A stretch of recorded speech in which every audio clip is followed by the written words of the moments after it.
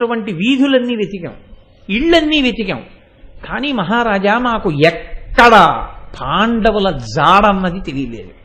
కానీ మేము ఎందుకు మీ దగ్గరికి పరిగెత్తుకొచ్చామంటే ఇంకా కొద్ది రోజుల సమయం ఉంది. 13 రోజులన్న మాట మాత్రం వేగుల వాళ్ళకి తెలియదు. వేగుల వాళ్ళకి ఎవడు దుర్యోధనుడికే తెలియదు. అందుకే లెక్క తప్పన్నాడు.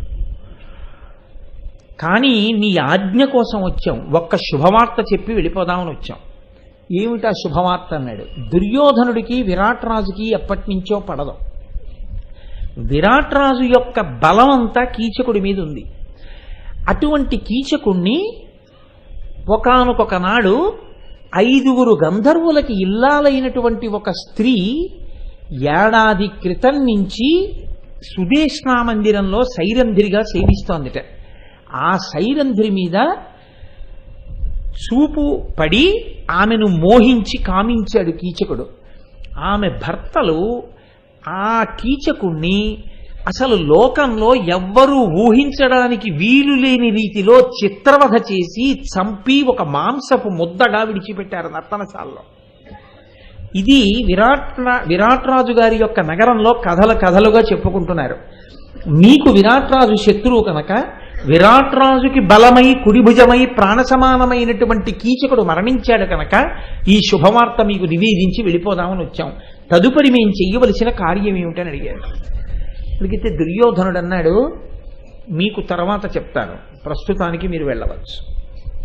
వేగుల వాళ్ళు వెళ్ళిపోయారు. దుర్యోధనుడు అంటే ఏ తెలివి తక్కువ వాడని మీరు అనుకోకండి. మీకు నేను తరచూ చెప్తూ ఉంటాను, శ్రీరామాయణం చదివేటప్పుడు వాల్మీకి మహర్షి గొప్పతనం ఎక్కడుంటుందంటే ఆయన ఎక్కడ ఎవరికి పత్రికలు ఇవ్వరు. ఈయన ఇలాంటివాడు, ఆయన అలాంటివాడు, ఆయన ఏమనరు. ఎవడెలాంటివాడో మీరు గమనించాలి. తెల్లవారకట్ట లేచి సీతమ్మ మీద కామంతో తలుచుకున్నాడు రావణుడు. మంచివాడా చెడ్డవాడా? వాల్మీకి చెప్పడం అయితే మీకు అర్థం కాదా? అంతే. తెల్లవారుజామున లేచి రాముడు 4 గంటలకి స్నానం చేసి సంధ్యావందనం చేసుకున్నాడు. ఎవరేం చేశారో చెప్తారు, మీరు ఎవరెలాంటి వాళ్ళో నిర్ణయించుకోవాలి.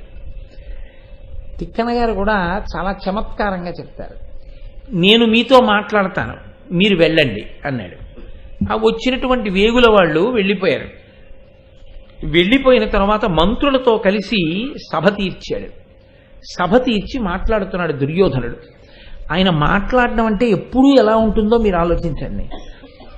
సమయ సముచిత కృత్యంబు చక్క చేసి పాండవులు రాజ్యమున కాన పడకమున్న అరసి ఇరిగి అరణ్యంబునందు దొంటి ఎట్లా ఇడుమల గడవబో నడుపవలయు.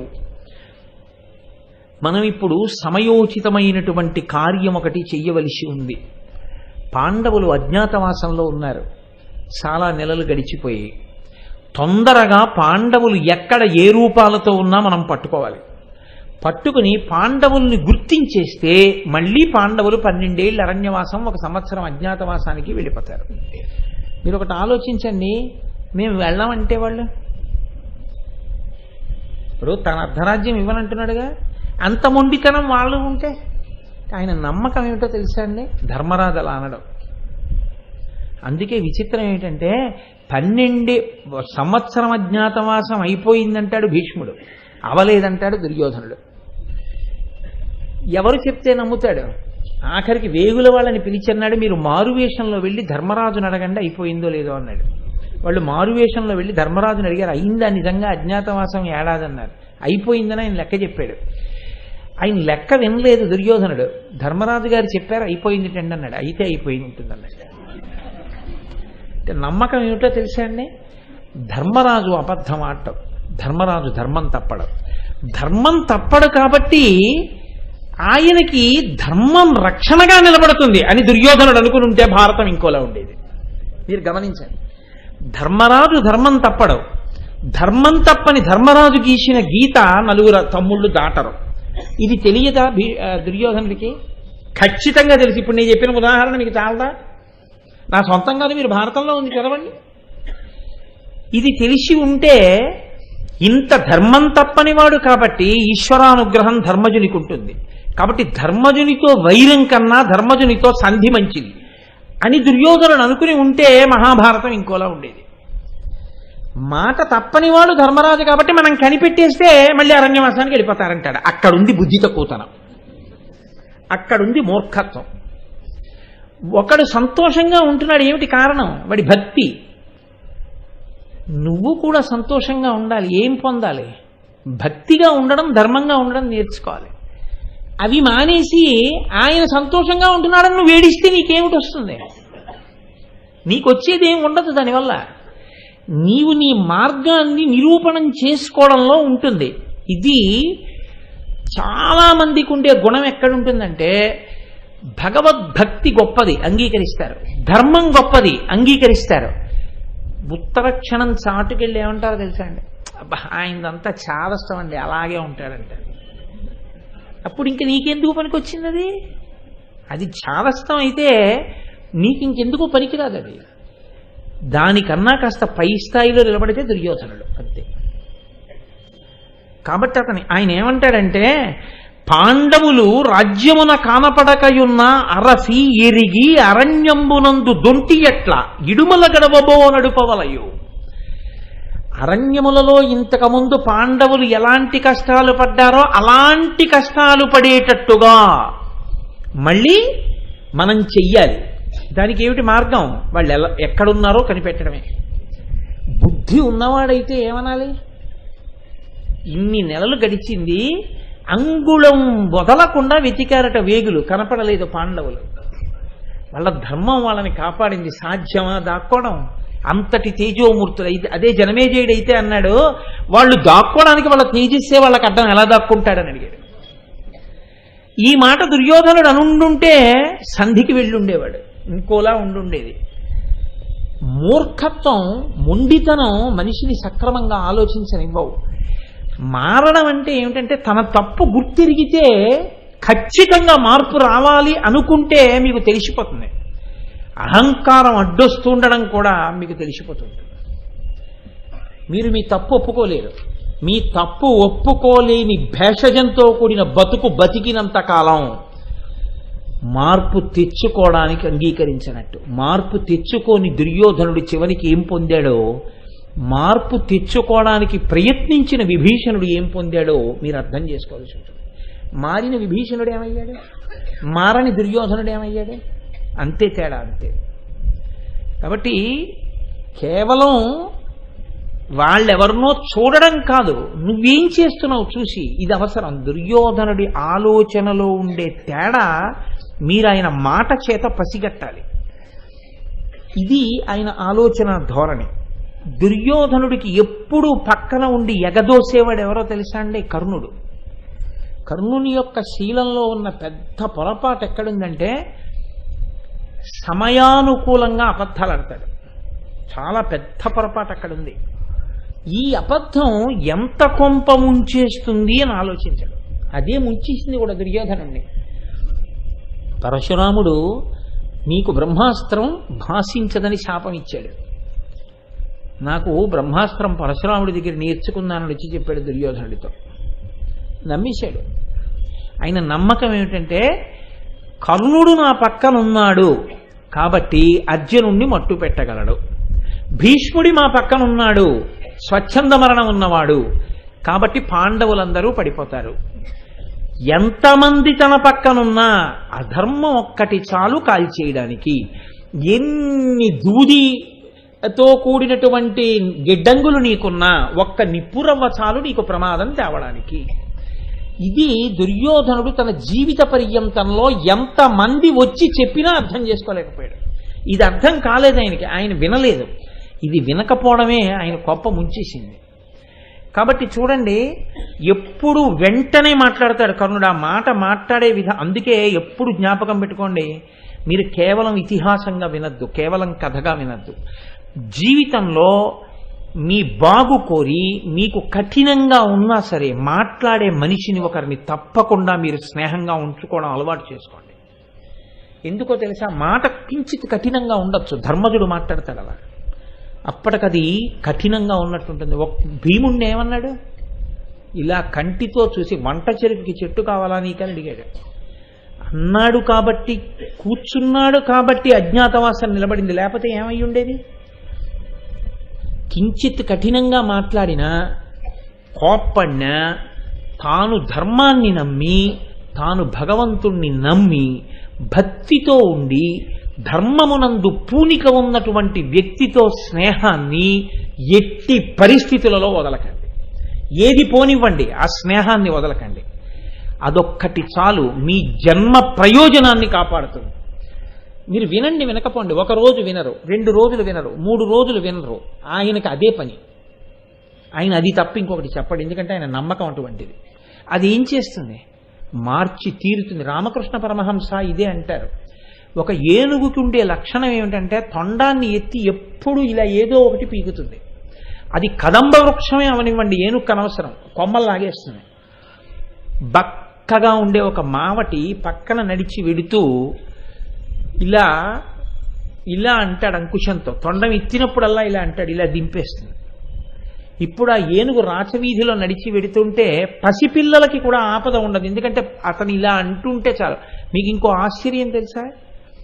ఏనుగు నిలబడినప్పుడు మావటి కానీ అంకుశాన్ని అక్కడ పెట్టి వెడితే ఏది ఏమవనివ్వండి, అంకుశం మించి అడుగు దాటి ఏనుగు వేయదు. ఇంకా కావాలంటే మీరు ఏనుగుల్ని పెంచేవాళ్ళు ఉంటారు తిరుపతిలోనూ, అక్కడ మావటిని వాళ్ళని అడగండి, అంకుశం దాటి వెడుతుందా? మీరు ఇలా అంకుశం. అందుకే మీరు ఎప్పుడైనా గమనించండి, ఏనుగు దగ్గర కూర్చునే వాళ్ళు దేవాలయాల్లో ఏం చేస్తారంటే వాళ్ళు ఏనుగు కాలు పక్కనే కూర్చుంటారు.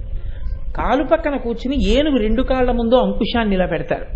అంకుశాన్ని కాలు మడవండి, అంకుశాన్ని ఇలా ఇలా పెట్టి కాళ్ళ ముందు కూర్చుంటారు.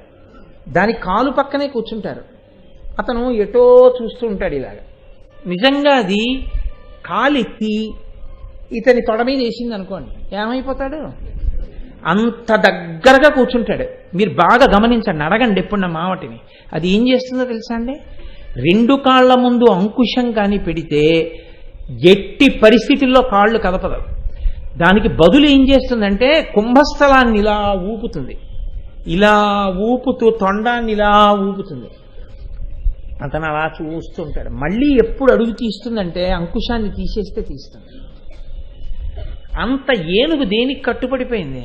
ఒక అంకుశం వల్ల అలవాటైంది. తొండం ఎత్తితే ఇలా కొడితే దింపేస్తుంది. ఒక్క ధార్మికుడైన వ్యక్తితో మీ స్నేహం మీ జీవితంలో ఉన్నటువంటి దురలవాట్లని క్రమక్రమంగా తీసేసి ధర్మపథంలో నడవడం అలవాటు చేస్తుంది. అది మీకు ఎంత ప్రయోజనాన్ని ఇస్తుంది అన్నది నేను చెప్పడం సాధ్యం కాదు, నా వల్ల కాదది.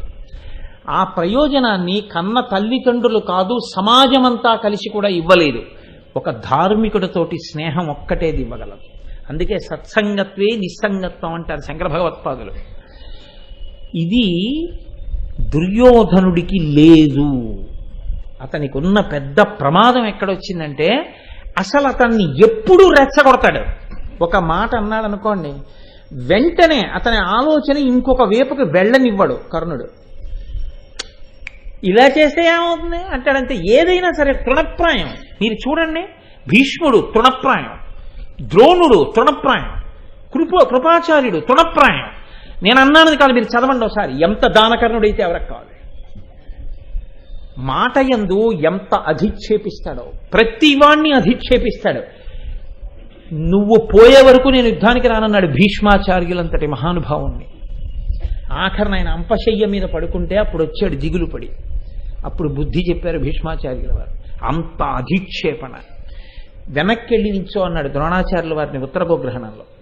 అటువంటి మహానుభావుడు ద్రోణుడు. అన్నిటికన్నా ప్రమాదం అధిక్షేపించి మాట్లాడడం, ప్రత్యేకించి గురువుని. నువ్వు గురువు గారు అని ఒకసారి పిలిస్తే వెంటనే కట్టడి ఉండాలి. ఇంకా నువ్వు ఆయనని అతిక్రమించి మాట్లాడే అధికారాన్ని నువ్వు కోల్పోయావు, నీ అంత నువ్వు వదులుకున్నావు. కాబట్టి నువ్వు గురువుగారిని పిలిచావు. నువ్వు గురువుగారిని పిలిచిన తర్వాత ఇంకా ఆయన ఎందు వంక పెట్టి మాట్లాడే అధికారం నీకు లేదు. ఒకవేళ ఆయనకి ఏదైనా వంకర ఉంటే ఆయన దిద్దుకుంటారు. ఆయన వంకర చెప్పడానికి ఆయనకు గురువుగారు ఉన్నారు. నువ్వు మాత్రం పనికి రావు దానికి. అది నీ బాధ్యత కాదు. నీవు కొడుకువైతే నీ తండ్రి సేవ చేయడమే తప్ప నీ తండ్రిలో వంకర చూడడానికి నువ్వు కొడుకుగా సరిపోవు. చంద్రశేఖర భారతి ఇదే అంటారు. గురువుకి శిష్యుడికి అయితే శిష్యుడికి గురువు యొక్క వంకర చూసే అధికారం లేదు. అసలు ఆ ప్రసక్తి రాకూడదు. అది వచ్చింది గురువు వదిలిపెట్టేయవలసి ఉంటుంది. ఎందుకంటే ఇంకా దాన్ని అది చాలా ప్రమాదకరమైన పోకడ కింద గుర్తుంది. కాబట్టి చూడండి, ఎక్కడ వస్తుందంటే దుర్యోధనుడికి ప్రమాదం పక్కనున్న కర్ణుడి మాటల్లోంచి వస్తుంది. మీరు విరాట పర్వాన్ని విరాట పర్వంగా కథగా వినవద్దని నేను అందుకే పునఃపునః మనవి చేస్తున్నాను. కథాభాగంగా చెప్తారు. ఎందుకు చెప్పాలి, ఎందుకు ఆంధ్రీకరించాలి తిక్కన గారు? ఇది మన జీవితాల్ని పండించే సందేశంతో ఉంది కాబట్టి. ఇప్పుడు మీరు ఎవరి మాటలు ఎక్కువ లెక్కలోకి తీసుకోకూడదో కూడా దృష్టిలో పెట్టుకోవాలి. జల్లెడ గొప్పతనం ఎక్కడుంది? మీరు ఏది పోసినా ఏమందో. జల్లెడ కదిలిందనుకోండి, ఏది తన కన్నములలోంచి దిగిపోతుందో దాన్ని అంతటినీ వదిలేస్తుంది, ఏది అంతకన్నా పెద్దదో దాన్ని తనలో ఉంచుకుంటుంది. అంతే, అదే జల్లెడ శక్తి. మీరు సమాజం అన్న తర్వాత చాలామంది మీ చుట్టూ వస్తారు. మీరు వింటూ ఉంటే సుచీంద్రంలో ధర్మరాజు గారు అంటారు, చీపురు పుల్లు ఇటు పెడితే ఇటు ఎడుతుంది జల్లెడలా. అందులో మంచి ఉంటే పట్టాలి, పుల్లుంటే వదలాలి. అది రాలేదనుకోండి, ప్రతి మాటకి మీరు ప్రభావితులైపోయారనుకోండి, ప్రమాదం వస్తుంది, జీవితం పాడైపోతుంది. అంటే చూడండి ఎక్కడుందో దుర్యోధనుడు పాడవడం అన్నది. కర్ణుడు అంటాడు, వివిధ దుర్నిరూపవేషముల్గైకొని నిఖిల దిశలయందు నిపుణ వృత్తి నిరుగునట్లుగా అనేకుల బుచ్చిన నిలి నేటిలోన నిరుగబడరే. అంతే అర్థమైంది ఆయనకి పాండవులంటే. అది పెద్ద విషయం ఏమిటన్నాడు అంతే. కొంతమంది చూడండి చాలా చులకనగా మాడతారు. ఆయనన్న మాట అసలు వాడా అంటారు అంతే. ఎవరి పేరు మీరు ఎత్తండి, ఆయన అన్న మాట ఉండదు అసలు. వాడండే మనకి తెలిసండి అంటారు. మనకంటారు, నాకనరు. నాకంటే వాళ్ళకి తక్కువ మనకి అన్నిటి మనకి ఏమిటో బహువచనం ఏమిటో మనకి తెలిసండి అంటాడు. ఏదైనా సరే మనం చేసేద్దాంలేండి అంటాడు. అన్నీ ఉత్తిది, వాడేం చేయలేడు. అన్నిట ప్రగల్భమే. అంటే చులకన భావం అనమాట. అవతల వారి ఎందు చాలా నైత్య సంధానం. వాడేంత. కర్ణుడికి ఎన్నడూ అవతల వారి ప్రజ్ఞ గుర్తెరగలేడు. ఇది చాలా ప్రమాదకరమైన పోకడండి. అవతల వారి యందు ఉన్న ప్రజ్ఞని గుర్తెరగకపోవడం మనిషి పతనానికి హేతు. కాబట్టి అంటున్నాడు, పాండవుల అది పెద్ద విషయం ఏంటి? అన్ని దిక్కులకి వేగుల వాళ్ళని పంపించండి, ఎక్కడున్నా పట్టేస్తారు. మరి వెళ్ళొచ్చిన వాళ్ళు ఏం చెప్పారు? మరి వెళ్ళారుగా వాళ్ళందరూ. మిట్టలెక్కాం, పల్లాలెక్కాం, గుహల్లోకి వెళ్ళాం, కొండల్లోకి వెళ్ళాం, నీళ్లలో దూరం, ఇళ్లల్లోకి వెళ్ళాం, వీధుల్లోకి వెళ్ళాం, నిప్పుల్లో దూకాం, నీళ్లలో దూకాం. పాండవులు కనపడలేదనేగా చెప్తున్నారు ఇన్ని నెలల నుంచి వెతికి. మరి ఈ సలహా ఏంటి? మాట్లాడే ముందు ఏమైనా యుక్తాయుక్త విచక్షణ ఉందా అంటే, మీరు ఇంగ్లీష్లో బయాస్ అనో మాట అంటుంటారు. బయాస్, ప్రిజుడీస్ అంటే అతను సమస్యని సమస్యగా చూడడు, సమస్యని వ్యక్తుల కోణంలో చూస్తాడు. పాండవులంటే పడదు కాబట్టి పాండవుల్ని పట్టుకోవడం కదా లెక్క ఏంటి? వాళ్ళని ఎలా అయినా పట్టుకోవచ్చు. ఇంతకన్నా దారుణమైన ఆలోచన ఉన్నవాడు ఎవరో తెలుసా అండి? దుశ్శాసనుడు. అసలు మీరు ఆయన మాటలు వింటే ఆశ్చర్యపోతారు. ఆయన అన్నాడు, వలవదురోయ పాండవుల వారొక యూరట లేని త్రిప్పటం బలమరి వన్య సత్వముల పాల్పడి చచ్చిన చోట బూరియున్ మొలవదయింత కింకిట మనోముదమొస్తలితంబుకాన విచ్చల విడి రాజ్యలక్ష్మిదగు చందమునన్ కొనియాడు మున్నతిన్. ఏంటి ఇంకా పాండవులు పాండవులు పాండవులు, ఇంకా పాండవుల్ని వెతకడం, పాండవుల్ని పట్టుకోవడం. 12 ఏళ్ళు అరణ్యవాసాల్లో తిరిగి తిరిగి తిరిగి తిరిగి తిరిగి బడలిపోయారు. అజ్ఞాతవాసంలో దాక్కోవడంలో ఏ జంతువు తినేసి శుభ్రంగా రక్తం మాంసం నాకేస్తే ఎముకలు కూడా భూమిలోకి వెళ్ళిపోయి పచ్చగడ్డి మొలిచి మిగిలిన పశువులు తింటుంటాయి. ఇంకా ఏ పాండవులు ఏంటి? ఆ మాట వదిలి బారేసి హాయిగా రాజ్యలక్ష్మిని అనుభవించాను నేను. అంత తేలిక. ఎవరి దుశ్శాసనుడు? మీరు ఆలోచించండి. ఏ పాటి పటిమ ఉన్నవాడు. పాండవులలో ధర్మరాజు గారి పేరులో దా అన్న అక్షరం పలకడానికి అర్హత లేనివాడు వాడు అంత డాబుగా మాట్లాడతాడు. మాట్లాడిన వాళ్ళందరూ గొప్పవాళ్ళని మీరు అనుకోకండి. అసలు ఎవడు ప్రాజ్ఞుడో వాడు చాలా గంభీరంగా మాట్లాడతాడు. ఆయన మాట చాలా విలువతో కూడినదై ఉంటుంది, చాలా లెక్క కట్టినదై ఉంటుంది. ఇతరుల యందు గొప్పతనాన్ని వెతుకుతాడు. నేనెంత వాడిని అంటాడు. మీరు చూడండి, ఈ దుశ్శాసనుడు స్వతహాగా సున్నా, ఎందుకు పనికిరాడు. పెద్ద వీరుడా కాదు, చదువుకున్నవాడా కాదు. ఏమిటొచ్చు దుశ్శాసనుడికి అంటే, అంధకారంతో, మొండి పట్టుదలతో, మూర్ఖత్వంతో, యుక్తాయుక్త విచక్షణ లేకుండా అన్నయ్య ఏం చేయమంటే చేస్తాడు. అదొక్కటే ఆయనకి తెలుసు. తన జీవితాన్నంతటినీ ఎక్కడికి తీసుకెళ్లి పెట్టేశాడో తెలుసా అండి? అన్నయ్య ఏం చెప్తే చేయడం. అన్నయ్య చెప్తున్నది ధర్మమా అనవసరం, అన్నయ్య ఏం చెప్తే చేస్తాడంతే. ద్రౌపదీదేవిని తీసుకురమ్మని అంతఃపురంలో ఉన్నటువంటి వ్యక్తిని ఒకడిని పంపిస్తున్నాడు. ఆయన భయపడ్డాడు, భీముడు చూస్తున్నాడు. నేను వెళ్ళి రమ్మన్నానన్న మాట గుర్తెట్టుకుని ఉత్తరోత్తరం ఎలా చంపేస్తాడో అని భయపడి వెళ్ళడానికి జగ్గుతున్నాడు. దుర్యోధనుడు పిలిచాడు, వీడు భయపడుతున్నాడు రా భీముడిని చూసి, నువ్వు వెళ్ళి తీసుకురా ద్రౌపదిని అన్నాడు. వెళ్ళి ఏదో కనుక్కొచ్చాడు, రానంటోంది, ఏదో ప్రశ్న అడిగింది, ఈడ్చుకురా అన్నాడు. వదిన గారు నేను ఈడ్చుకురావడం ఏమిటన్నయ్యా, తప్పు కదా అనలేదు. జుట్టు పట్టి ఈడ్చి తీసుకొచ్చాడు సభలోకి. చీర విప్పేరా అన్నాడు. అన్నయ్య రజస్వల అన్నయ్య, ఆవిడ ఏకవస్త్ర, ఆవిడ చీర విప్పడం ఏంటన్నయ్య సభలో? వదిన గారు అన్నయ్య, మనకి కన్న తల్లి చీర విప్పడం ఎటువంటిదో వదిన గారి చీర విప్పడం అటువంటిది. మహాపతివ్రత సభలో విప్పడం ఏంటన్నయ్య, తప్పు కదా, ఆ మాట నువ్వు అనొచ్చా అనలేదు, ఇప్పించాడు. కృష్ణ పరమాత్మ చీరలు ఇచ్చాడు, చేతులు నెప్పెట్టాయి, కింద కూర్చున్నాడు. ఘోషయాత్రలో దుర్యోధనుడు అన్ని దెబ్బలు దీని గంధర్వుల చేతిలో, ఇంకెందుకురా నా బతుకు చచ్చిపోతాను, నువ్వు రాజ్యం ఏలన్నాడు దుశ్శాసనుడు. అన్నయ్య నువ్వు రాజ్యం ఏలాలన్నయ్య, నువ్వు చచ్చిపోవడం ఏంటన్నయ్య, వెర్రేడిపి ఏడిచాడు. గుడ్డిగా నమ్మి అధర్మంతో ప్రవర్తించే వాళ్ళ వెనక తిరిగి అదే పనిగా జేజేలు కొట్టి అర్థం పర్థం లేని జీవితాన్ని గడిపేసి అదే తమ జీవితానికి సార్థకత అనుకుంటే ఏమైంది? వీడి గుండెలు బద్దలగొట్టి చీల్చి నెత్తురు తాగి ఆ నెత్తుటి చేతులతో వెళ్లి ద్రౌపదీదేవి కురులకు రాసి ముడివేస్తారన్నాడు. శల్యపర్వంలో దుశ్శాసనుడు భీమసేనుడితో యుద్ధానికి వచ్చాడు. వాడి బ్రతుక్కి భీముడితో యుద్ధమా? ఓ 4 బాణాలు వేశాడు, ఆయన ధనస్సు విరగొట్టాడు. అమాంతం భీముడు రథంలోంచి కిందకి దిగి ఆ రోజున చేసిన యుద్ధం మీరు ఎప్పుడైనా శల్యపర్వం వింటారుగా? నా దగ్గర విన్నప్పుడు విందురుగా, నా దగ్గరే అక్కర్లేదు, ఎక్కడైనా వింటారుగా, లేకపోతే చదువుకుంటారుగా. కాబట్టి ఆ కర్ణుడు రథం మీద నిలబడి ఉన్నాడు. కర్ణుడు రథం మీద నిలబడి ఉండగా భీముడు దుశ్శాసనుణ్ణి చూసేటప్పటికి మీద పడి కుమ్మి మోకాలుతో గుండెల్ని గుద్ది అరికాలుతో పీక తొక్కి పైకెత్తి గిరగిర తిప్పి నేలకేసి కొట్టి మీద కూర్చుని గుండెలు చీల్చి నెత్తురు తీసి తాగుతుంటే ఇంత కర్ణుడు బాణం వేయడం మర్చిపోయి అలా ఉండిపోయాడు. అందరూ యుద్ధం ఆపేశారు, ఇంత బీభత్సమా అని. నెత్తురు గుటకలు తాగేశాడు. తాగి ఆ నెత్తురు పట్టుకుని వెళ్ళి ద్రౌపదీదేవి కురులకు రాశాడు. ఎందుకంత ఘోరమైన చావు చచ్చాడు దుశ్శాసనుడు?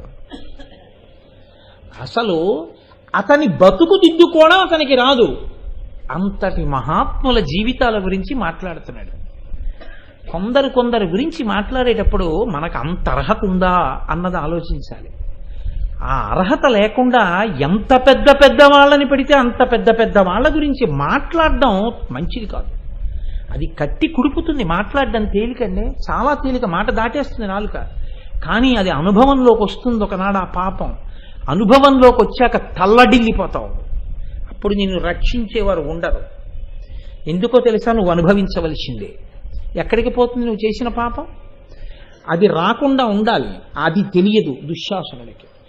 ఎంత బహుశः మహాభారతం మొత్తం మీద దుశ్శాసనుడంత దారుణంగా చచ్చిపోయినటువంటి వ్యక్తి కౌరవుల్లో ఇంకొకడు లేడు. అంత దారుణంగా చచ్చిపోయాడు. ఏమిటి మూట కట్టుకున్నాడు? అటువంటి వాడు పాండవుల గురించి వాళ్ళ ఎప్పుడో చచ్చిపోయి ఉంటారు, ఎముకలు భూమిలో పడిపోతే గడ్డి మొలిస్తే పశువులు తింటున్నాయి అన్నాడు. ఇది దుశ్శాసనుడు అంటే. ఇవన్నీ ఎవరు వింటుంటారో తెలుసా అండి? ఇవి వింటుంటాడు దుర్యోధనుడు.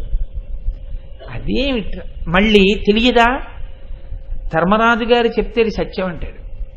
ఇంత తెలుసున్నవాడు తప్పురా, నువ్వు చెప్తే చెప్పచ్చు కానీ బొత్తిగా అలా మాట్లాడకూడదు పాండవుల గురించి. వాళ్ళంటే ఏమనుకుంటున్నావు? ఏం మామూలు వాళ్ళు అనుకుంటున్నావా? ఏమిటి అతి మాటలు ఏమిటి? అలా మాట్లాడకూడదని ఒక్కనాటి కనడం. కర్ణపేయంగా వింటూ ఉంటాడు అవన్నీ. మీరు ఒకటి ఆలోచించండి. నాకు ఒక స్నేహితుడు ఉండేవాడు. వాడు ఎంత చమత్కారమైన మాట అనేవాడంటే, కోటేశ్వరరావు గారు నేను తలుచుకుంటే ప్రధానమంత్రిని కాగలడు, ప్రధానమంత్రి ఎప్పటికీ నా ఉద్యోగం మాత్రం చేయలేడనేవాడు. అంటే నాకు అర్థం కాక ఓ రోజున అదేమిటయా అని అడిగాను. అవునండి, 80 ఏళ్ళు వచ్చినా నేను ప్రధానమంత్రి పదవికి పోటీ చేయొచ్చు, 26 ఏళ్లు దాటిపోతే కేంద్ర ప్రభుత్వ ఉద్యోగంలోకి తీసుకోరు. కాబట్టి ప్రధానమంత్రి నా పదవిలోకి రాలేడు, నేను ప్రధానమంత్రిని కాగలననేవాడు. అదో తృప్తి. ఏమనగలరు మీరు? ఇప్పుడు మీరు అది కాదనడానికి ఏం ఉండదు, కానీ అసలు ఆ మాటకు అర్థం ఏమైనా ఉందా? అందువల్ల ప్రధానమంత్రి తక్కువ అయిపోయాడా, నువ్వు ప్రధానమంత్రి కన్నా గొప్పవాడి అయిపోయావా అంటే ఏం లేదు. కానీ వాడికి అదొక పెద్ద తృప్తి. ఎప్పుడు ఏమంటే ప్రధాని కన్నా నేను గొప్పవాడిని అంటూ ఉండేవాడు అది చెప్పి. ఇక మీరు వాడిని ఏమని అనగలరు చెప్పండి? అటువంటి ధూర్తతనంతో కూడి ఉంటారు కొంతమంది. అలా దుశ్శాసనుడు ఇలా మాట్లాడితే నిగ్రహించడు దుర్యోధనుడు, వచ్చిన పెద్ద సమస్య. ఇప్పుడు ద్రోణుడు మాట్లాడడం మొదలుపెట్టాడు. ఇది మీరు వినాలి. మీ గురించి లోకమంతా ఏమనుకుంటోంది తీసవతల బారైంది, లెక్కలోకి రాదు. మీ గురించి పెద్దలు ఏమంటారు అది చాలా లెక్కలోకి వస్తుంది. మిగిలిన వాళ్ళ మాట వదిలేండి, గాలి మాట, దానికి ఏముంది? లోకులు నిన్నను చూశారుగా ద్రౌపదీదేవి విషయంలో, అవి వదిలేయండి, వాళ్ళ గురించి పెద్ద పట్టింపు ఏమిటి? ప్రాజ్ఞులైన వారు మీ పేరు ప్రస్తావనకొస్తే అన్న మహానుభావుడండి అంటారా? ధర్మాత్ముడండి ఆయన అంటారా? పరమభక్తి తత్పరుడు, యోగ్యుడు అంటారా? అలా అనిపించుకుంటే నీవు ధన్యుడవు. పెద్దల చేత అలా అనిపించుకోలేకపోతే ఏదో తేడా ఉంది, నువ్వు మార్చుకోవలసి ఉంటుంది జీవితాన్ని. ద్రోణుడు ఏమంటున్నాడో చూడండి.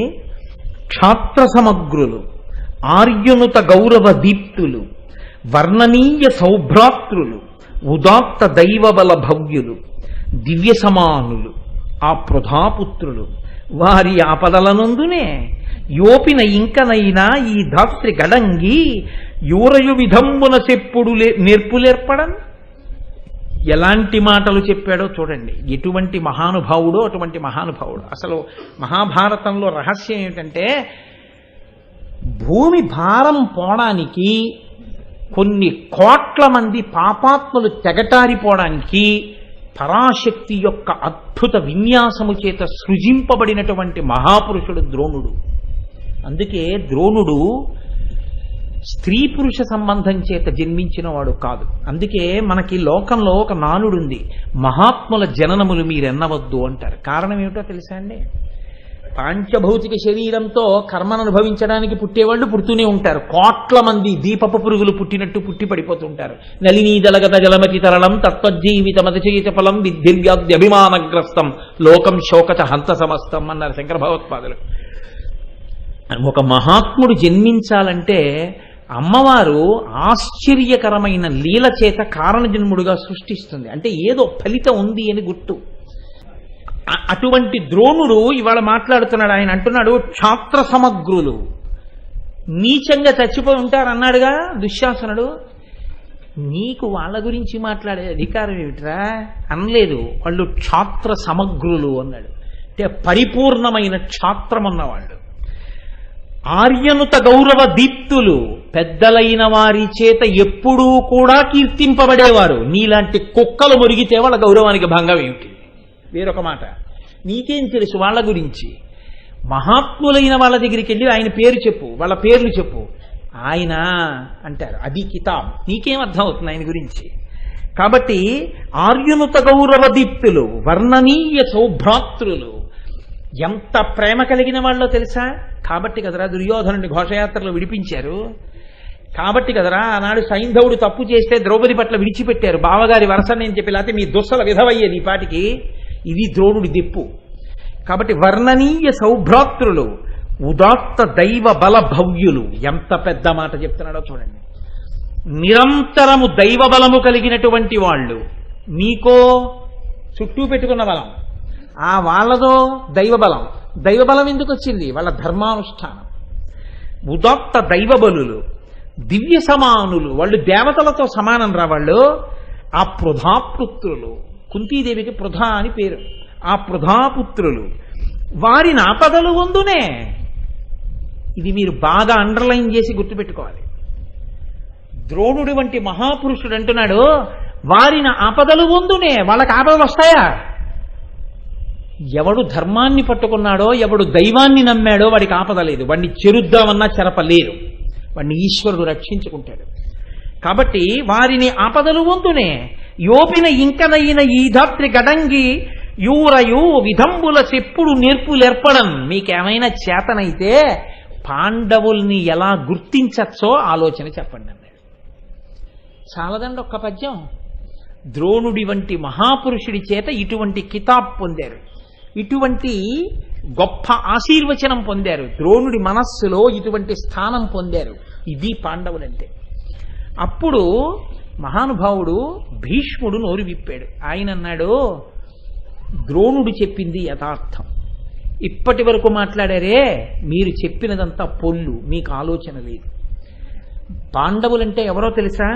బ్రాహ్మణ భక్తియు, పరహిత శక్తియు, నిర్మలమతియును, నీతిరతియు, సత్యభాషణమును, సాధు పోషణమును, చిర వితరణమును, సేవ్యగుణము, సన్మార్గరక్షయు, ఉన్మత్త శిక్షయు, సంచితోదయము, కృపాతిశయము, బంధు సంప్రీతియు, భవ్య విభూతియు, శాస్త్రోపగమము, అస్కలిత దమము, సజ్జన స్థవనీయ సౌజన్యములను, ధర్మ సంచిత బహుధన ధాన్యములను కలుగు అక్షీణ పుణ్య దోహలుడు ధర్మసూనుడున్న దేశంబున మానవులకు కొదవకలదే. ఏమనుకుంటున్నారయ్యా? పాండవులంటే నిరంతర ధర్మ తత్పరులు, అపారమైనటువంటి బ్రాహ్మణ భక్తి కలిగినటువంటి వారు, అపారమైనటువంటి శక్తి కలిగినటువంటి వాళ్ళు, నిర్మలమైనటువంటి మనస్సు ఉన్నటువంటి వాళ్ళు, నీతి పాటించేవాళ్ళు, సత్య భాషణం ఉన్నవాళ్ళు, భగవంతుణ్ణి నమ్ముకున్న వాళ్ళని పోషించే గుణం ఉన్నటువంటి వాళ్ళు, వాళ్ళు సన్మార్గమును ఎన్నడూ విడిచిపెట్టకుండా ప్రవర్తించేటటువంటి వాళ్ళు, సన్మార్గమును విడిచి తిరిగే వాళ్ళని శిక్షించేటటువంటి వాళ్ళు, కృప కలిగినటువంటి వాళ్ళు, బంధువుల యందు ప్రీతి కలిగినటువంటి వాళ్ళు, అపారమైన ఈశ్వరుని విభూతిని సంతరించుకున్న వాళ్ళు, శాస్త్రము తెలుసున్న వాళ్ళు, ఎప్పుడు పడితే అప్పుడు అర్థం పర్థం లేకుండా స్త్రీల పట్ల కామంతో ప్రవర్తించేటటువంటి స్థితి కలగనటువంటి అస్కలిత బ్రహ్మచర్య దురీణులు, సజ్జనుల చేత నిరంతరము పొగడబడేటటువంటి వాళ్ళు, నిరంతరము ధర్మమును నమ్మి ఉండేవాళ్ళు. అందుకే వాళ్ళెక్కడుంటారో అక్కడ బహుధన ధాన్య పోషకముతో రాజ్యము సంతోషంతో శోభిల్లుతూ ఉంటుంది అన్నారు. వాళ్ళు ఎక్కడున్నారో వాళ్ళకి లోటు కాదు, వాళ్ళున్న చోట జనానికి లోటు ఉండదు, ఆపదలు రావు వాళ్ళున్న చోట. అంత మహాపురుషులు రా పాండవులంటే. మీకేం తెలుసు? ఇంతమందిని పాండవులు ఎక్కడుంటారు అంటే రకరకాల మాటలు చెప్పారుగా. నేను చెప్తా, దుర్యోధన, నా మాటలు బాగా విని వాటిని అమలులో పెట్టే ఉద్దేశ్యం నీకుంటే నీ చెప్తున్నాను వినన్నాడు. వాడు అదృష్టమేమో ఆ కోణంలో విన్నాడు. అన్నాడు భీష్ముడు, మరియును ఒక్క విశేషం బెరింగించదా అతని యున్న ఎడ గోధనముల్ మెరుగెక్కి పాడి ఏమియు కొరతబడక యుండ చేపి కురియుచునుండు. ధర్మరాజు పాండవులు ఎక్కడుంటారో అక్కడ గోసంపద విపరీతంగా ఉంటుంది, అక్కడ ఆవులు సుభిక్షంగా ఉంటాయి, విపరీతమైనటువంటి పాడి పంట ఉంటుంది. ఎక్కడ ధర్మం ఉంటుందో అక్కడ ఇవన్నీ ఉంటాయి. కాబట్టి నీవు ఎక్కడ ఇటువంటి ప్రాంతం ఉంది అన్నది నువ్వు వెతికి పట్టుకోగలిగితే అక్కడ పాండవులున్నారని గుర్తు. ఈ మాట చెప్పారండి భీష్మాచార్యుల వారు. భీష్ముడంటే భీష్ముడే. ఇవాళ భీష్మాష్టమి కదా, భీష్ముడికి తర్పణం ఇవాళ విడిచిపెడతాం. ఎప్పటి భీష్ముడు? ఆనాటి నుంచి ఈనాటి వరకు భీష్ముడి గౌరవం అంతే. మీకు ఆశ్చర్యం ఒకటి చెప్పనా? లోకంలో ఎవరైనా మరణించిన తరువాత ఆయన అంత్యేష్టికి సంబంధించిన సామాగ్రి తీసుకొస్తారు. ఒక్క భీష్ముడి పేరు మీద మహాభారతంలో భీష్మ పర్వం, అనుశాసనిక పర్వం, శాంతి పర్వం, ఇవన్నీ భీష్ముడే. సరే, ఆదిపర్వం, సభాపర్వం, అరణ్యపర్వం, వీటన్నింటిలోనూ భీష్ముడు ఇప్పుడు కనపడుతూనే ఉంటాడు. అటువంటి భీష్ముడు ఇంకా ప్రాణాలతో ఉండగా ధర్మరాజు గారు రథం మీద గంధపు చెక్కలు, ఆవు నెయ్యి, అంత్యేష్టి సంస్కారంలో చెప్పే మంత్రాలు చెప్పడానికి ధౌమ్యుణ్ణి, ఆ తర్వాత ఇదే కడసారి చూపు చూద్దురుగా రండని అంతఃపుర స్త్రీలని అందరినీ తీసుకుని వచ్చాడు. తీసుకుని వచ్చి ఒక మాట చెప్పాడు భీష్ముడితో, తాత, ఆవునేతి కుండలు, గంధపు చెక్కలు, అంత్యేష్టి సంస్కారానికి కావలసినటువంటి మంత్రాన్ని పఠించగలిగినటువంటి బ్రాహ్మణులు, ధౌమ్యుడు, అన్ని సంభారాలు తీసుకొచ్చానన్నాడు. ఇంకేమిటి కొరత? నువ్వు శరీరం వదిలిపెట్టడమే. అంటే ఇది ఎంత తేలిగ్గా ఉంటుందో తెలుసా అండి? వాషింగ్ మిషన్ సిద్ధం, కరెంటు రెడీ, సర్ఫ్ గుండా వేసేసాను, నీళ్లు వదిలేశాను, మీరు ఒక్కసారి వచ్చి ఆ పంచాలాల్చి ఇచ్చేస్తే వేసేస్తాను వాషింగ్ మిషన్. అండం ఎలా ఉంటుందో అంత తేలిగ్గా చెప్పాడు ధర్మరాజు. అది కొంచెం కష్టంగా అనిపించట్లా మీకు? అయితే తెలివి తక్కువ వాడై చెప్పలేదు ఈ మాట. అంత తేలికగా శరీరాన్ని వదలగలడు. ఇది భీష్ముడంటే. ఆయన అన్నాడు, చాలా సంతోషం రా మనవడా, ఈ శరీరానికి నీలాంటి మనవడొకడు ఉన్నందుకు పొంగిపోతున్నాను రా. మాఘమాసం వచ్చిందా, మాఘమాసం శుక్లపక్షం నాకు అత్యంత ప్రీతిపాత్రమైన రోజులు, అష్టమి తిథి నాడు విడిచిపెట్టాడు శరీరాన్ని అని కృష్ణ భగవానుడి వంక తిరిగి, భగవన్ మీరు అనుమతిస్తే ఇంకా ఈ శరీరాన్ని వదిలిపెట్టేస్తానన్నాడు.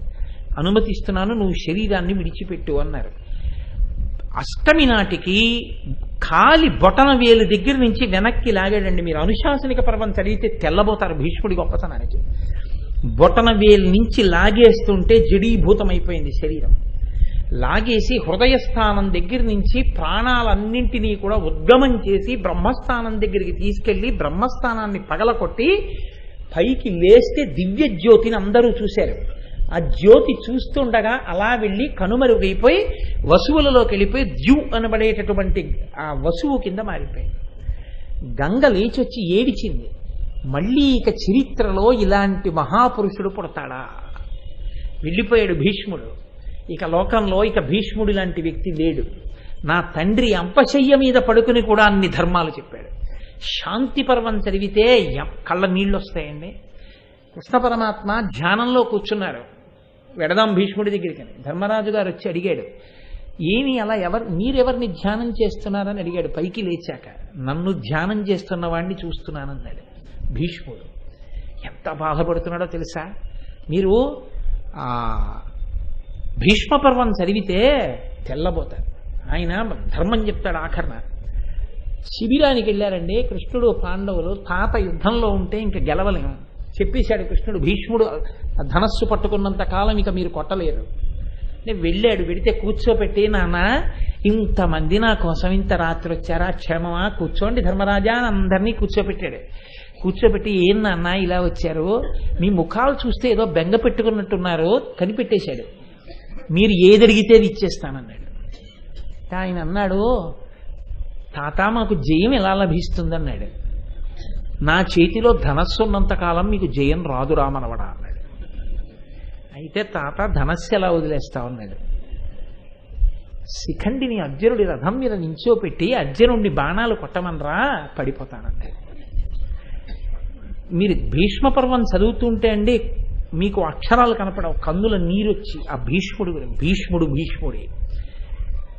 ఆయన అర్జునుడు బయటికి వచ్చి కృష్ణుడితో అంటాడు, మా చిన్నతనంలో మా తండ్రి చనిపోయాడు, మాకు అసలు నాన్నగారండి అని పిలవడమే బాగా తెలియదు. అటువంటి రోజుల్లో మమ్మల్ని చంపాలని అందరూ చూస్తుంటే మాకు తెలియక ఇంతమంది శత్రువులని మేము ఆడుకుంటూ నేల మీద పడిపోయి ఒళ్ళంతా మట్టి అంటించుకుంటే అహర్నిశలు మమ్మల్ని కనిపెడుతూ గబగబా నడిచొచ్చి అంత మనిషి కూర్చుని తన తొడ మీద కూర్చోబెట్టుకుని నా ఒంటి మట్టి తనకు అంటుకునేటట్టుగా ఉత్తరీయం తీసి నా ఒళ్ళు తుడిచి నన్ను కౌగిలించుకుని ముద్దు పెట్టుకుని నా అభ్యున్నతిని కోరి ఆశీర్వచనం చేసి ద్రోణాచార్యుల వారి దగ్గర నన్ను కూర్చోపెట్టి నన్ను సమస్త శస్త్రాస్త్ర విశారదుణ్ణి చేశాడు. అంతటి తాత, అటువంటి తాతని శిఖండిని అడ్డుపెట్టి బాణాలు కొట్టనా? ఒక్క నాటికి కొట్టను. రాజ్యమే పోని, యుద్ధంలో మేమందరం తెగటారిపోని, తాత మీద బాణం నేను వెయ్యలేనన్నాడు. కృష్ణుడు అన్నాడు, నువ్వెవరివి వెయ్యడానికి, వెయ్యకపోవడానికి? నువ్వు పుట్టిందే భీష్ముడిని చంపడానికి. విధి అనుల్లంఘనీయం. ఈ మాటలు చెప్పిన నువ్వే బాణాలు కొడతావు చూడన్నాడు. అలాగే జరిగిందండి. ఇప్పుడు నేను ఎక్కడ చెప్పను, భీష్మపర్వం అంతా చెప్పిన రోజున చెప్తాను. కాబట్టి శిఖండిని ఎదురుపెట్టి బాణములు కొడితే లెక్క చెప్పారు భీష్మపర్వంలో. మనిషి బొటనవేలు తీసి ఇలా పెట్టడానికి చోట్లేదు, అలా కొట్టారు. తల దగ్గర నుంచి ఆయన పాదాల వరకు కొట్టేశారు బాణాలు. కొట్టేశారు. రథం నుంచి డుళ్ళి కింద పడితే ఒక్క తలకి మాత్రం కొట్టలేదు వెనకాల, దానివల్ల తల వేలాడిపోయింది. వేలాడిపోయి రథం మించి కింద పడ్డాడు. ఆ బాణ పంజరం మీద పడుకున్నాడు. పడుకుంటే మానస సరోవరం నుంచి ఋషులు ఎగిరి వచ్చారు దివ్య శరీరాలతో. అయ్యయ్యో, ఇంతటి మహాత్ముడు ఇహ పుట్టడు భూమండలం మీద, ఇటువంటి వాడు దక్షిణాయనంలో శరీరం వదిలిపెట్టేస్తున్నాడు ఏమిటి, స్వచ్ఛందమరణం వరం ఉండని. ఆయన అన్నాడు, నాకు తెలుసు ఉత్తరాయణం రాలేదని, ప్రాణములను అప్పటి వరకు నిలబెట్టాలని నేను నిశ్చయంతో ఉన్నాను అన్నాడు. అనేటప్పటికీ అర్జునుడు గబగబా దిగొచ్చి తలగడ కింద బాణాలు కొట్టాడు. తల తిప్పి చూసి అన్నాడు, ఇలా నువ్వు బాణములను తలగడగా అమర్చకపోయి ఉంటే పార్థాని నేను శపించి ఉండేవాడిని అని చెప్పాడు. అప్పుడు భూమి లోపలికి బాణం వేస్తే గంగాజలం వచ్చి నోట్లో పడితే తాగాడు. అస్కలిత బ్రహ్మచారి. ఎన్ని తరాలు చూశాడో కిందకి. మహానుభావుడు ధర్మానికి కట్టుబడిపోయాడు. ఏమి భీష్మాచార్యుల వారండి, భీష్మాచార్యుల వారి పేరు చెప్పుకుంటే చాలు మీకు ఆశ్చర్యం తెలుసా? ఎంత ఘోరమైన పాపానికైనా సరే తల్లి కాకపోతే, తండ్రి కాలేకపోతే, ఇవాల్టి రోజున భీష్మాష్టమి నాడు నువ్వులతో తర్పణ చేస్తూ తండ్రికి తద్దినం పెడితే ఎలా తద్దినం పెడతారో అలా పిండాలు చేసి భీష్మాచార్యుల వారి ప్రవర చెప్పి, అదిగో అక్కడ ఉంది కదా శ్లోకం, తర్పణ శ్లోకం, ప్రవర చెప్పి ఆ దంపతులు భీష్ముడికి తద్దినం పెడితే వాళ్ళకి వెంటనే కడుపు పండి యశోవిరాజితుడయ్యేటటువంటి కొడుకు పుడతాడు. అప్పటికీ ఇప్పటికీ భీష్ముడంటే అంత శక్తివంతుడు. ఆయన పేరు చెప్పి యుగాలు మారిపోయినా సరే ఇవాళ భీష్ముడికి తర్పణం ఇస్తాం. ఇవాళ భీష్ముడికి తర్పణ ఇవ్వకుండా ఉండకూడదు. అలా ఉంటే అంతకన్నా దారుణం ఇంకోట్లేదు. అందుకే కదా మనం ఇక్కడ బోర్డు పెట్టాం. అమెరికా నుంచి ఫోన్ చేశారండి నాకు, మేమందరం కూడా తర్పణలు ఇస్తాం, వెబ్సైట్లో ఆ పద్యం పెట్టించరా అంటే నేను వెబ్సైట్లో పెట్టించాను దాన్ని. అంటే ఇవాళ ప్రపంచవ్యాప్తంగా భీష్మాచార్యుల వారికి తర్పణ విడిచిపెట్టాలని అందరంత స్ఫూర్తి పొందడానికి కాకినాడ అయ్యప్ప స్వామి దేవాలయం వేదిక అవడం నాకెంతో ముదావహం, నాకెంతో సంతోషకారం. కాబట్టి అటువంటి భీష్ముడు మహానుభావుడు. భీష్ముడంటే ఎవరి పేరెత్తితే పాపరాశి దగ్ధం అవుతుందో అంతటి మహాపురుషుడు భీష్మాచార్యుల వారు. అటువంటి భీష్ముడు. కాబట్టి అటువంటి గోవులు ఎక్కడుంటాయో అక్కడ పాండవులు ఉంటారు. నీకు చేతనైతే వాళ్ళని పట్టుకునే ప్రయత్నం చెయ్యి అన్నాడు. అనగానే దుర్యోధనుడు అన్నాడు, సింహబలుడు భీమసేనుండు, శల్యుండు, హలధరుడు సమాన బలము వార, ఒండురులను గెలుచునుత్సాహమును కల ఉద్ధతులను బాహుయుద్ధపరులు. నాకు తెలుసున్నంత వరకు ప్రపంచంలో సమానమైనటువంటి భుజబలం కలిగిన వాళ్ళు, ఒకళ్ళనొకళ్ళు మట్టు పెట్టగలిగిన వాళ్ళు నలుగురే ఉన్నారు. ఒకడు కీచకుడు, రెండవ వాడు భీమసేనుడు, మూడవ వాడు శల్యుడు, నాలుగవ వాడు హలధరుడు అంటే బలరాముడు. ఈ నలుగురే ఒకరినొకరు మట్టు పెట్టగలరు. కాబట్టి ఇందులో కీచకుణ్ణి మట్టు పెట్టాడు ఒక రాత్రి వేళ ఒక ఆడదాని కోసమని వేగుల వాళ్ళు చెప్పారు. ఇప్పుడు వచ్చి తాతగారు అంటున్నారు, పాండవులు ఎక్కడున్నారో అక్కడ గోవులు, సంపద, పాడి, పంట ఉంటాయంటున్నారు. విరాట్ రాజు గారి రాజ్యంలో విపరీతంగా గో సంపద, పాడి, పంట, సంతోషంతో ప్రజలున్నారు. ఒక రాత్రికి రాత్రి 5 గంధర్వులు కీచకుణ్ణి మట్టు పెట్టి మాంసపు ముద్ద చేశారని వేగుల వాళ్ళు చెప్తున్నారు. అది ఒక ఆడదాని కోసం చేశారు అని చెప్తున్నారు. అలా చెయ్యగలిగినది కీచకుణ్ణి సమాన బలురైనటువంటి మిగిలిన ముగ్గురే చెయ్యాలి. చేస్తే భీముడు చెయ్యాలి, లేకపోతే శల్యుడు చెయ్యాలి, లేకపోతే బలరాముడు చెయ్యాలి. ఈ నలుగురు భుజశక్తులతో నెనయగజాలు నట్టి దొర్బలమెందుంగానము కావున వీరల లోనన యుండరులు కనిగెలుపు సమకూరున్. కాబట్టి వీళ్లల్లోనే ఎవరో ఒకరితో ఒకరు పెనగి ఉండాలి. ఎవరితో ఎవరన్న దాంట్లో ఒకడు తెలిసిపోతున్నాడు. కీచకుడు చచ్చిపోయాడు కాబట్టి కీచకుడు పెనగాడు. ఎవరితో యుద్ధం చేసి ఉండాలి? మిగిలిన ముగ్గురులో ఎవరితోనో చేసి ఉండాలి. చేస్తే భీముడు, లేకపోతే శల్యుడు, లేకపోతే బలరాముడు. మన వేగుల వాళ్ళు చెప్పిన సమాచారాన్ని బట్టి తక్కిన వారలా తనకి దవ్వుల చోటుల వారు వాయుజుండొక్కడు ఇంక సింహబలు నుద్ధతి మాంచిన మంచువాడు అతండక్కడ నిల్చెగావలయు ఆ సతీ ద్రౌపదిగాగను వేరొక్కరు ఆజి కీచకుల నోర్వగ జాలమి మీరెరుంగరే. బలరాముడు ఎక్కడో ఉన్నాడు. వేగుల వాళ్ళు చెప్తున్నారు బలరాముడు ఎక్కడికి వెళ్ళలేదు, ద్వారకానగరంలో ఉన్నాడు. వేరొకడు శల్యుడు అంతకన్నా చాలా దూరంలో ఎక్కడో ఉన్నాడు. శల్యుడు ఎక్కడికి కదలలేదు. భీముడు అజ్ఞాతవాసంలో ఉన్నాడు కాబట్టి భీముడే అక్కడ ఉండాలి. భీముడే కీచకుణ్ణి చంపి ఉండాలి. ఒక రాత్రికి రాత్రి గుర్తు తెలియని రీతిలో చెట్టు పెకలించి 105 ఉపకీచకుల శవాలు గుర్తు పెట్టకుండా మోదగలిగినటువంటి శక్తి పవనసుతుడైన ఒక్క భీమసేనుడికే ఉంది. అంటే వాళ్ళ శౌర్యం ఎటువంటిదో తెలుసు దుర్యోధనుడికి. కాబట్టి ఖచ్చితంగా భీముడే కీచకుణ్ణి చంపాడు. ఎవరి కోసం చంపాడో ఆ సైరంధ్రి వేరొకరు కారు ద్రౌపదీదేవి. అక్కడ గోసంపద బాగా ఉంది, పాడి పంటలు ఉన్నాయి కాబట్టి అక్కడ ధర్మరాజు ఉన్నాడు. ధర్మరాజుతో పాటు మిగిలిన 4 తమ్ముళ్ళు ద్రౌపది అక్కడే సేర తీరుతున్నారు. ఇప్పుడు వాళ్ళ 5గురిని మనం బయటికి తీసుకురావాలి. 5గురిని బయటికి తీసుకురావాలంటే ఒక్క ప్రణాళిక ఉంది. గోవులను కానీ ఎత్తుకొస్తే పాండవులు ఒప్పుకోరు. కాబట్టి ఇప్పుడు మనం సైన్యంతో వెళ్ళి విరాట్ రాజు గారి గోసంపదనంతటినీ కూడా తరలించి తీసుకొచ్చేయాలి. తీసుకొస్తే విరాట్ రాజు మన మీదకి యుద్ధానికి వస్తాడు. విరాట్ రాజు యుద్ధానికి వచ్చినప్పుడు విరాటరాజుతో పాటు విరాటరాజు సైన్యం అంతా కదిలి వచ్చేస్తుంది.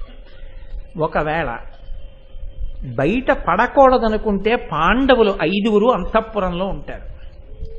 అప్పుడు దక్షిణ గోగ్రహణం అన్న పేరుతో మొట్టమొదట ఈ సుశర్మ ఏలుతున్నటువంటి రాజ్యపు జీతగ్రామాల వైపు నుంచి వెళ్లి విరాట్ రాజు గారి గోవుల్ని మరలించి తీసుకురావడానికి వెళ్ళినప్పుడు విరాటరాజు ససైన్యంగా వచ్చేస్తాడు. ఇంకెవ్వరు ఉండరు విరాట్ నగరంలో. మరునాడు అంటే బహుళ అష్టమి నాడు దక్షిణ గోగ్రహణం జరగాలి, బహుళ నవమి నాడు ఉత్తర గోగ్రహణం జరగాలి. మనం వేరొక దిక్కు నుంచి విరాట నగరానికి వెళ్ళి అక్కడ ఉన్న గోసంపదని తీసుకురావాలి. గోవులను ఎత్తుకుపోతుంటే మాత్రం గోవుల్ని తరలిస్తున్నారని తెలిసి కూడా అజ్ఞాతమాసం కాదు, ఏది పోయినా పర్వాలేదు, ధర్మరాజు ఒప్పుకోడు, బయటపడిపోతాడు, యుద్ధానికి వచ్చేస్తాడు. మనం యుద్ధం చేయక్కర్లేదు, వస్తే చాలు 4 తెలిసిపోతారు. తెలిసిపోతే చాలు అరణ్యవాసం అజ్ఞాతవాసానికి మళ్ళీ వెళ్ళిపోతారు. కాబట్టి ద్విముఖంగా దక్షిణ గోగ్రహణం ఉత్తర గోగ్రహణంగా మనం నడిపిద్దాం, పాండవులు బయటికి వచ్చేస్తారన్నాడు.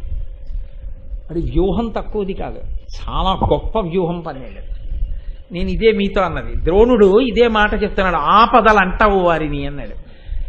వాళ్ళు ఎంత ధర్మాత్ములో చెప్తున్నాడు, గోవుల కోసం బయటికి వస్తారంటున్నాడు. ఇంత ధర్మాత్ములైన వాళ్ళని వాళ్ళ ధర్మం రక్షిస్తుందని మాత్రం అనలేకపోతున్నాడు.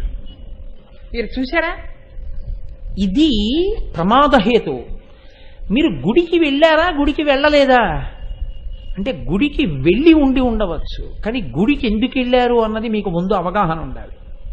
అన్నీ తెలుసున్నవాడు నా ఎదురుగుండా ఉన్నాడు, అన్నీ నాకు ఇచ్చినవాడు ఉన్నాడు, కాబట్టి మీరు తల ఎగరైకూడదు, అక్కడ తల దించే ప్రయత్నం చేయాలి. అసలు ఆ అవగాహన లేకుండా అక్కడికి వెళ్ళి అర్థం బద్ధం లేని మాటలు అక్కడ కూడా మాట్లాడితే ఇంకా గుళ్ళోకి వెళ్ళి ఉపయోగం ఏముంటుంది? దుర్యోధనుడు అంతే, వాళ్ళ పౌరుష ప్రతాపాలు లెక్కలు ఖచ్చితంగా కడతాడు.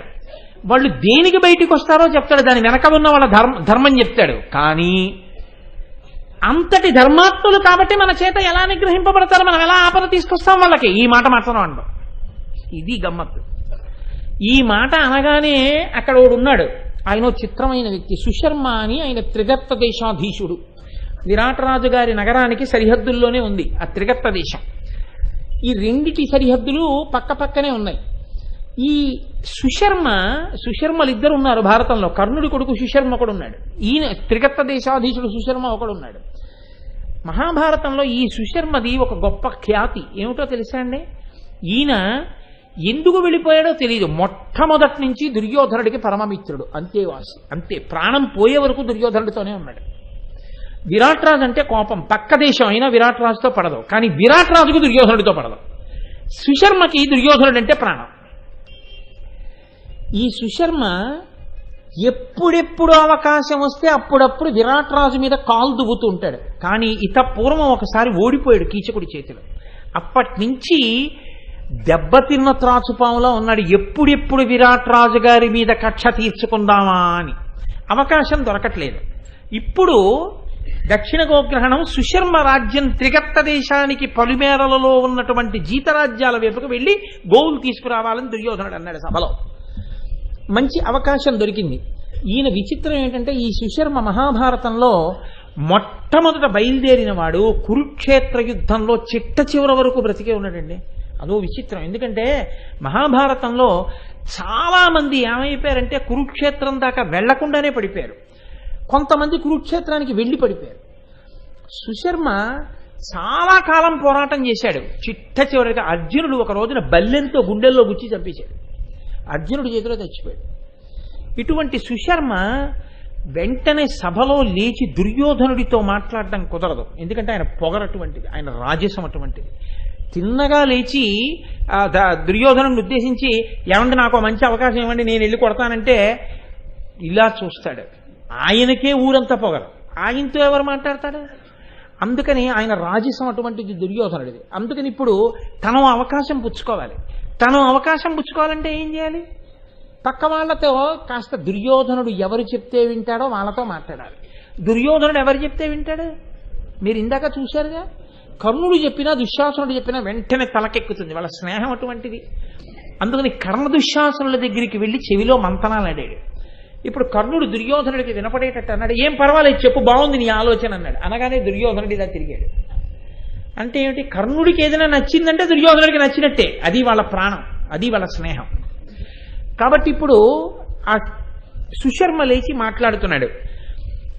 భంగముతోడనున్న పంపు విరాటుని మీద భూమికించెంగట నుండు నా దైన జీతపటుళ్లను సంతతంబు వానింకడు గాసిసేయునతనించెరుపం దరిజయ్యే ముట్టి సప్తాంగము చూరతిచ్చద అహంకృతి ఎల్ల అడంచి వచ్చెదన్.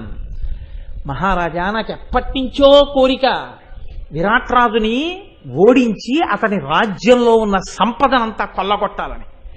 ఇత పూర్వం కేకయరాజు సాల్వరాజుతో కలిసి కీచకుడు నన్ను ఒకసారి యుద్ధంలో ఓడించాడు. ఆ తర్వాత నేను మళ్ళీ ఓడించాలి కీచకుడిని ఎంతో అనుకున్నాను, కానీ వాడు చచ్చిపోయాడు. ఇప్పుడు నాకు అవకాశం లేదు.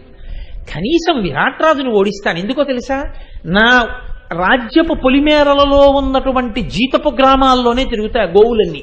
ఆ గోవుల మందలన్నీ మరల్చుకొస్తాను. మరల్చుకొచ్చి రాజ్యములో ఉన్న 7 రకాలైన సంపదని నీకు అప్పచెప్తానంటే విరాట్రాజును కూడా బంధించి తెస్తానన్నాడు. తెచ్చి నీకు అప్పచెప్తాను. కాబట్టి నా సైన్యంతో వెళ్ళడానికి నాకు అనుమతిని అన్నాడు. దుర్యోధనుడు ఆలోచించాడు, ఇది బానే ఉంది, మన సైన్యం వెళ్ళక్కర్లేదు, మన వాళ్ళు ఎవరికి దెబ్బలు తగలవు, అవతల విరాట్రాజుని తెస్తాడు, గోవుల్ని తెస్తాడు, సంపద మనకు వస్తుంది, వాడి చేతులు తీటా తీరుతుంది, వాడు ఎక్కడికి పోడు, మన స్నేహితుడు. కాబట్టి దక్షిణ గోగ్రహణం అడు జరుగుతుంది, సైన్యం అంతటితో ఉత్తర గోగ్రహణానికి మనం వెళ్ళచ్చు. కాబట్టి ఇప్పుడు ఏమైంది? అసలు దక్షిణ గోగ్రహణం వైపుకి వెళ్ళవలసిన సైన్యం కూడా మరునాడు ఉత్తర గోగ్రహణానికి వెడుతుంది. ఎక్కడ వలలో పడ్డాడు విరాట్రాజు గారు? మీరు చూద్దురు కానీ ఎంత చమత్కారం జరిగిందో. ఇది ఆపద రావడము అంటే మన ప్రమేయం లేకుండా వచ్చేయడం. కానీ ఈశ్వరానుగ్రహం ఉంటే ఎలా గట్టెక్కుతాయో చూడండి. ఇప్పుడు ఈ మాట అనగానే దుర్యోధనుడు అన్నాడు, మున్ను సుశర్మ తాను బలముంచని గోవుల పట్టు పట్టినన్ వెన్నడి వచ్చు మత్స్య పృథివీపతి సేనలనెల్లగుంచు శౌర్యోన్నతి సూపువాడయి సముద్ధతిమై ఇట వేర కౌరవుల్ కొన్నిటి పట్ట కయ్యమునకున్ వరదింతురు పాండునందనుల్. ఎంత లెక్క కట్టాడండి వాడు, అసాధ్యం కూడా. సుశర్మ తన సైన్యంతో వెళ్ళి తన రాజ్య సరిహద్దుల్లో ఉన్నటువంటి గో సంపదనంతటిని తరలించుకొచ్చేస్తాడు. మనం మరునాడు వెళ్ళి మన సైన్యం అంతటితోటి కొన్ని గోవులు తెస్తాం. విరాట్ రాజు ఏం చేస్తాడంటే సైన్యం అటే వచ్చింది శత్రు సైన్యం అనుకుని మొత్తం సైన్యంతో సుశర్మ మీదకి వెళ్ళిపోతాడు. అప్పుడు విరాట్ రాజు నగరంలో ఎవరు ఉండరు, ఉంటే పాండవులే ఉండాలి. మనం ఉత్తర గోగ్రహణానికి వెడితే గోవుల్ని తరలించుకుపోతున్నారన్న వార్త గోపాలకులు వెళ్ళి అంతఃపురంలో చెప్తారు, గోవుల్ని పట్టుకెళ్ళిపోతున్నారని. అది విని కూడా మన అజ్ఞాతవాసం భంగం అయిపోతుంది, మనం వెళ్ళకూడదు, గోవులు పోతే పోయాయి లేని ఒక్క నాటికి పాండునందనులు అనరు. ఎందుకనరు? వాళ్ళ అజ్ఞాతవాసం భంగమై మళ్లీ 12 ఏళ్ల అరణ్యవాసం, 1 సంవత్సరం అజ్ఞాతవాసం వచ్చినా సరే గోవుల్ని రక్షించాలని బయటికి వస్తారు. ఈ జాతి గోవుకిచ్చిన గౌరవం అది. గోవుని మనం ఎంత సేవించామో, గోవుల కోసం పాండవులు మళ్ళీ అరణ్యవాసం అజ్ఞాతవాసం చేయడానికి సిద్ధపడ్డారంటే ఆవు ఈ జాతి జీవనాడిగా గుర్తింపబడి గౌరవింపబడింది. దాని పంచగవ్యాలతోటే ఈ ధర్మం అంతా నిలబడింది. యజ్ఞము, యాగము, హోమము, మంత్రము, జపము, తపము అన్నిటికీ ఆ పంచగవ్యాలే ఆధారం. అందుకే ఎప్పుడైనా చెప్తే ఒక్కటే మాట స్వస్తి చెప్తే, గోబ్రాహ్మణేభ్య శుభమస్తు నిత్యం లోకా సమస్తా సుఖినో భవంతు. గో బ్రాహ్మణేభ్య, ముందు గోవులు సుఖంగా ఉండాలని చెప్తాం. ఎందుకని? గోవు లేకపోతే పంచగవ్యాలేవి? పంచగవ్యాలు లేకపోతే మంత్రం నేర్చుకున్న బ్రాహ్మణుడు యజ్ఞం ఏం చేయిస్తాడు? గోవు ముందు ఉండాలి. గోవు ఉంటే ధర్మదేవత. అదే సమస్త వేదముల యొక్క సారము. ఆ గోవు అంత గొప్పది. పరాశక్తి యొక్క మరొక స్వరూపం గోవు.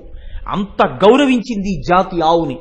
ఆవుని సేవించినవాడు, ఆవుకి నమస్కరించినవాడు, ఆవుని పోషించినవాడు ఎన్నటికీ 33 కోట్ల మంది దేవతల అనుగ్రహాన్ని పొందుతూనే ఉంటాడు. రేపు శారదాపీఠానికి వెడితే చూడండి, ఎంత అవసరంలో ఉన్నా సరే ప్రతిరోజు పీఠానికి వచ్చి పేరు పేరున పిలిచి పళ్ళు పెట్టి పెడతారు. ఇంటి ముందు ఎప్పుడూ 3 గోవులు ఉంటాయి. ఇంట్లోంచి బయటికి వెడితే శారదా అనేటప్పటికీ పరిగెత్తుకొస్తుంది. దానికి దూడలు మారాం చేస్తాయి ఆయన దగ్గర. తొక్క ఒలిచి పెడితే కానీ తినవు. ఒలిచి తినమ్మా తినమ్మా అంటే బతిమాలించుకుని తింటాయి ఆ దూడలు. అంత గౌరవించి అంత ప్రేమించారు కాబట్టే యావత్ ప్రపంచంలో సనాతన ధర్మాన్ని నిలబెట్టడానికి ఏర్పడినటువంటి శంకరాచార్యుల వారి చేత నిర్మాణము చేయబడి స్థాపన చేయబడినటువంటి పీఠములలో సార్వభౌమ పీఠముగా కీర్తిగాంచినటువంటి శృంగగిరి పీఠము యొక్క శాఖని నిర్వహించగలిగినటువంటి అదృష్టం ఆయనకి పట్టింది. ఆయన చేసుకున్న గోసేవ, ఆ గోసేవ అంత గొప్పది. కాబట్టి చూడండి, అప్పుడు పాండవులు వచ్చి తీరుతారన్నాడు. అంటే ఎంతటి ధర్మతత్పరులో పాండవులు వాడికి తెలుసు. ఆ ధర్మాన్ని అడ్డుపెట్టి వాళ్ళని పాడి చేద్దాం అనుకుంటాడు. ఎలా సాధ్యం అవుతుంది? ఇది భీష్ముడు చెప్తున్నాడు, ద్రోణుడు చెప్తున్నాడు, తలకెక్కుతుందా? ఎక్కదు. ఇక్కడ తాను వాళ్ళని పప్పులో కాలే ఇస్తున్నాను అనుకుని తాను వేశాడు. ఎక్కడ వేశాడో భీష్ముడు చెప్తాడు. కాబట్టి ఇప్పుడు వీళ్ళందరూ కూడా దక్షిణ గోగ్రహణానికి ఉత్తర గోగ్రహణానికి సమాయత్తం అవుతున్నారు. వేగుల వార్తలందే లోప సైన్యాలు వెళ్ళిపోవాలన్నాడు. అంటే విరాట్రాజు ఆలోచించుకునే సమయం ఉండకూడదు, వెళ్ళిపోవలసిందే. ఉత్తర క్షణం బయలుదేరడి దుశ్శాసన, నువ్వు ఈ కదలికలన్నీ నువ్వు కదిలేట్టు చూడు సైన్యాలన్నాడు. ఇప్పుడు ఇక ఉత్తర గోగ్రహణం దక్షిణ గోగ్రహణం ప్రారంభం కాబోతున్నాయి. పతాక స్థాయి సన్నివేశం, అత్యద్భుత ఘట్టం విరాట పర్వంలో. ఇందులో మీరు చూడాలి, ద్రౌపదీదేవి ఇచ్చిన మాట ఎలా నెరవేరుతుందో, ఈశ్వరానుగ్రహం ఎలా వస్తుందో, ధర్మరాజు గారు ఎలా ప్రవర్తిస్తాడో, ఎలా ఈ దక్షిణ గోగ్రహణం ఉత్తర గోగ్రహణం జరుగుతాయో, ఎలా అజ్ఞాతవాసం పూర్తవుతుందో, ఎంత గొప్పగా విరాట పర్వాన్ని పూర్తి చేస్తారో తిక్కన సోమయాజి మీరు రాబోయేటటువంటి కొద్ది రోజుల్లో అవధరించి సంతోషిద్దురు గాని. సర్వం శ్రీ ఉమామహేశ్వర పరబ్రహ్మార్పణమస్తు. స్వస్తి.